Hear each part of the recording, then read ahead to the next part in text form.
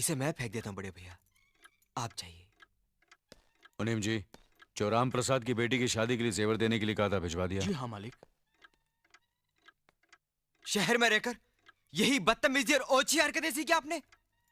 अपने से बड़ों का लिहाज करना नहीं आता आपको? किससे कह रहे हो तुम? आपसे कह रहा हूं। औरत पैदा हुई है तो औरत की तरह रहना सीखिए। मीना। नकुल, तुम अंदर जाओ।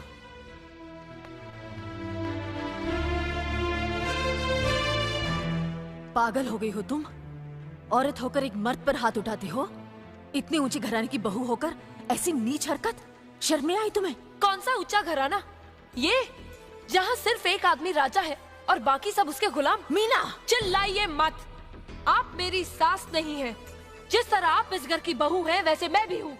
बहू हो तो बहू की मर्यादा में रहो। मर्यादा की रस्सी में तो आप जैसी जाहिल और गवार औरतें बनती हैं। मुझ जैसी पढ़ी लिखी मॉडर्न जमाने की लड़की नहीं। Uneducated idiots. Excuse me. I am not an illiterate.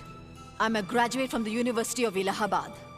I am aware of the modernization of women, but I have not forgotten my culture, my customs, my traditions and my values. And most of all, I'll never ever forget that I am an Indian woman. Modern जमाने की औरत भी औरत ही होती है। उसे भी मर्द ही ब्याह कर ले जाता है, मर्द को ब्याह कर वो नहीं ले जाती। जमाने ख्याल और लिबास बदल देते हैं, औरत के शरीर की बनावट नहीं। लोग तुम्हारे ख्याल की लड़कियों को लज्जत का सामान भले ही समझते हो, इज्जत के काबिल कोई नहीं समझता। इज्जत आज भी उन्हीं औरतों की होती है जिनकी आंखों में हया हो, लाज हो, शर्म हो। हम नहीं कहते कि तुम बंदिशों में रहो, लेकिन अपने दायरे की सीमा को मत भूलो। लड़की जब अपने माँ बाप के घर होती है, तब उसके कांधों पर अपने ही घर की इज्जत का बोझ होता है। लेकिन जब वो बहू बनकर ससुराल जाती है, तब उसके कांधों पर एक नहीं, 2 परिवारों की इज्जत का बोझ होता है। आज जिस तरह तुमने नकुल को तमाचा मारा है, अगर उसी तरह उसका भी हाथ उठ जाता तो तुम्हारी क्या इज्जत रह जाती? कभी सोचा तुमने? क्या बात है?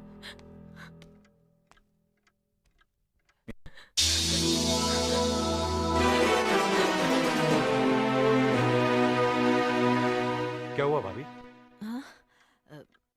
कुछ नहीं। मीना कह रही थी कि उसे खाना बनाना नहीं आता।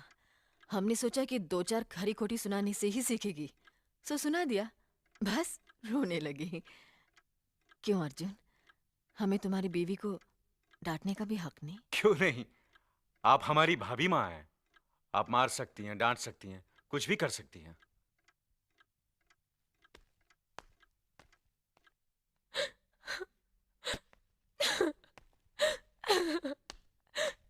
मैंने भूल की जो मैं लोगों के बीच आ गई। मेरी तो इस घर में कोई इज्जत ही नहीं है। जब देखो तो सब मेरी इंसल्ट करते रहते हैं। मैं कब से रो रही हूँ, तुम पूछ भी नहीं रहे हो कि मैं क्यों रो रही हूँ। बेकार रो रही है तो कौन पूछेगा? अच्छा, तो मैं तुम्हारे लिए और इस घर के लिए बेकार हो गई हूँ। अरे बेकार तो तुम हो गए अपने परिवार के बीच में रहकर। मैं कब से बोले जा रही हूँ और तुम हो के सुन ही नहीं रहे हो। इंसान की चीख सुनकर लोग शुभ अशुभ का विचार करते हैं, लेकिन जब मेंढकी को जुकाम होता है, उसकी चीख की कोई परवाह नहीं करता। ये मत भूलो कि जब मेंढकी चिल्लाती है तो आंधी और तूफान आते हैं। आंधी और तूफान आएंगे तो उसका नतीजा तुम्हें ही भुगतना पड़ेगा। तो फिर ठीक है, अब मैं तुम्हारे साथ तब भी रहूंगी जब तुम मेरे साथ मेरे डैडी के घर रहोगे।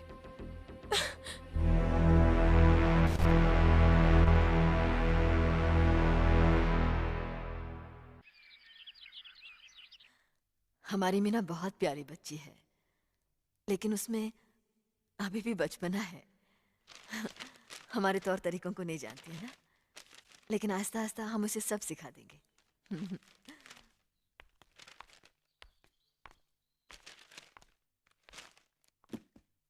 बड़े भैया, ये अपने घर जाना चाहती है।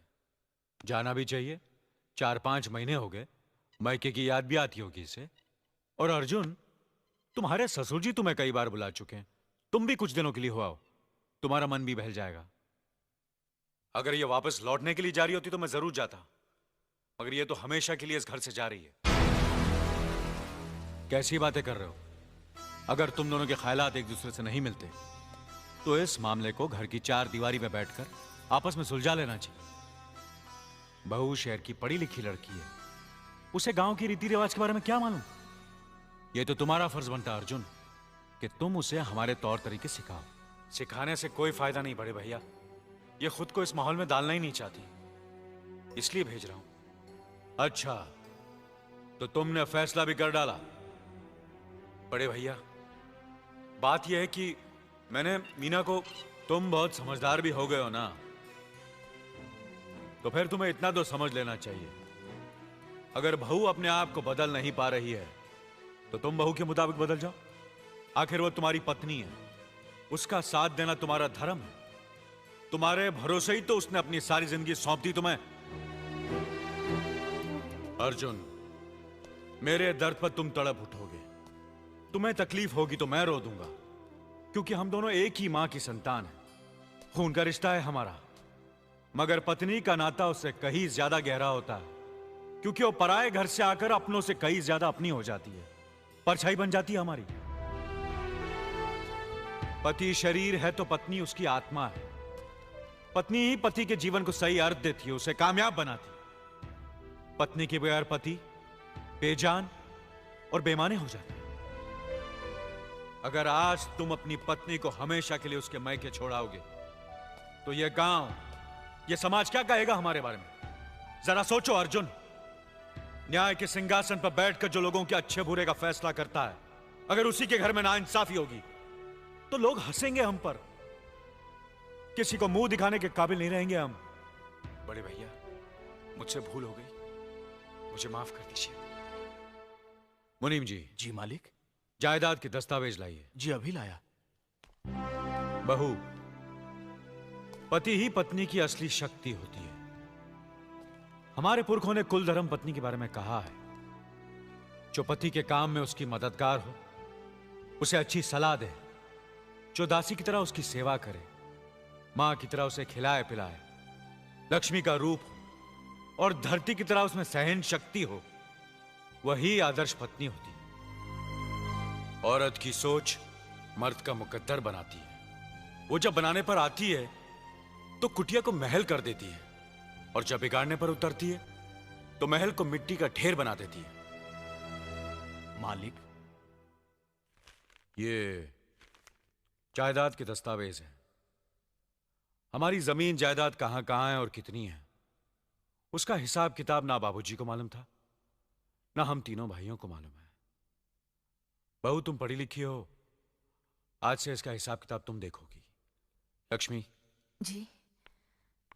अपनी चाबियों का गुच्छा और ये कागजात बहू को दे दो।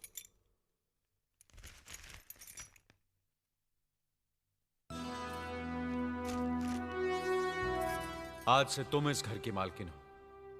तुम जहां कहोगी, जिस कागज पर कहोगी, हम तीनों भाई चुपचाप आंख बंद करके दस्तखत कर देंगे।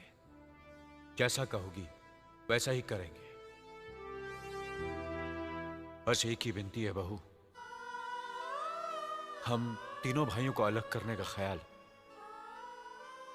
अपने मन में कभी आने मत देना।